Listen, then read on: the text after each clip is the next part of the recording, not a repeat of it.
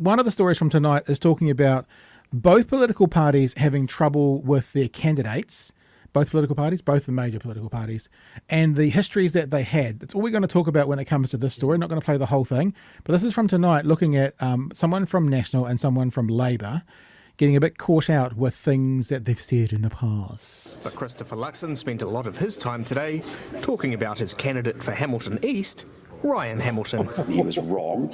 He subsequently apologised for those remarks, and those comments are utterly unacceptable, and they are wrong. That's completely inappropriate, and that's it's inappropriate. And it's quite a good edit from TVNZ, because isn't everyone going, "Oh, what's he done? What's he done? What's he done? We don't actually know yet. What's he done?" It's wrong. It seems Ryan Hamilton's no fan of fluoride, posting his views on social media. It's not actually that big a deal. This I know there's more to him than just this, but anyway.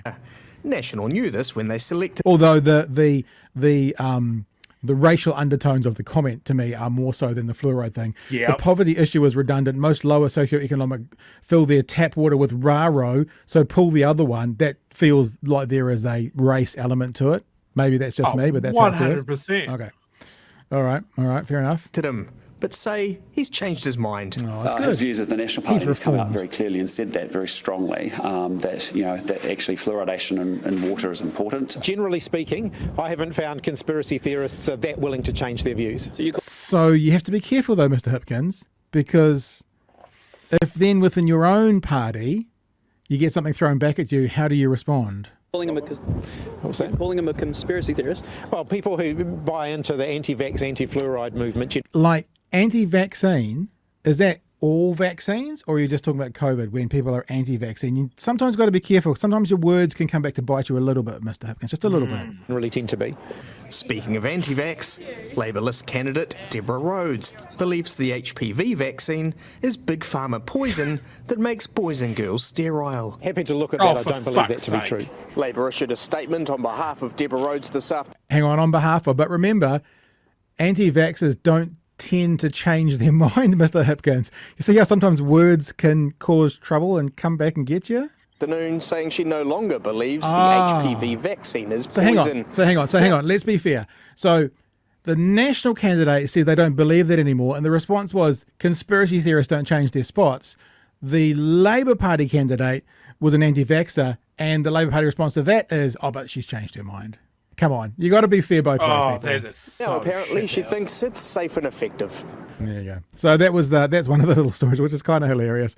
And this is one of the things you got to be careful of. It's actually reflected a little bit in a bunch of the Twitter conversations over the weekend, because what people say can be used against them, right? What people say and what they believe can be used against them, but as can the opposite when people don't say things. Like I've had a lot of people in my Twitter feed over this weekend going, so you think Parker Posey, whatever her name is a Nazi? And I'm like, okay, please show your working, cite your evidence, where have I said that? I said, there might be lots of people who do believe that, but just show me where I've said that. And the answer is nothing, because I didn't actually say she was a Nazi. Now, whether she is or isn't, whether you agree or don't, I don't care. But all I'm saying is my tweet didn't say that. So likewise, your words can come back to haunt you, but people can also try and imply what you have said and try and get that to come back and haunt you. But either way, when Hipkins says, anti-vaxxers don't change their spots, Chewy, and then you have an anti-vaxxer in your group as well, what do you do next? I'll tell you what you do. Yeah. Actually, She's Rob will tell 70 you. something on the list. Just strike her from the list and be done with it. Yeah, fair enough. The other thing Cut is, her loose. there's two kinds of anti-vaxxers, it seems. There's the religious right-wing fundamentalist, and then there's like the hippie health movement. I spoke to one of my other podcasts. I spoke to a kind of a researcher of the health guru people in California, and they were very, very much anti-vax. So there seems to be these two markets. And so you can be on the left and be like that, but what you find is those that are on the far right are much more likely to be it.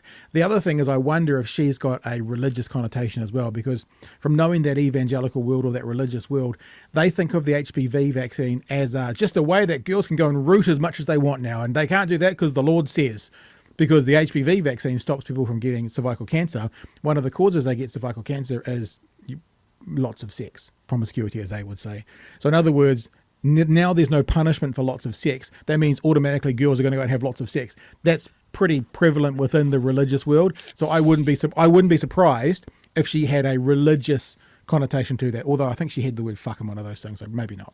I love that, right? Okay, so if that's their angle, right, that if you have promiscuous premarital sex, one of the risks are you get cervical cancer fucking 30 years later. Yeah. Like, what a shit punishment that is. Yeah. And Yeah. yeah. As for this Hamilton guy, and it's hilarious that he's a candidate for Hamilton that's called Hamilton. Like, and this is our constant criticism with the news media and that sort of thing. Put it in context. Put that guy in context. It's not just fluoride. Yeah, there we go. He has been anti-mandate.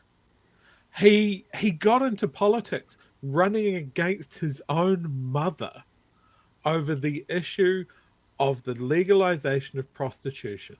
Oh, God. He was part of Destiny Church at the time. There you go. He's not part of Destiny now. He's part of another evangelical church. But this shows another couple of issues that National have. Yet another completely off the chain evangelical in their, and he's what, 11 on their list or something like that. Something he's like up that. there, isn't he? So yet another evangelical that's part of National, with links to Destiny Church or churches like it, who's got some really fundamentally cooked views.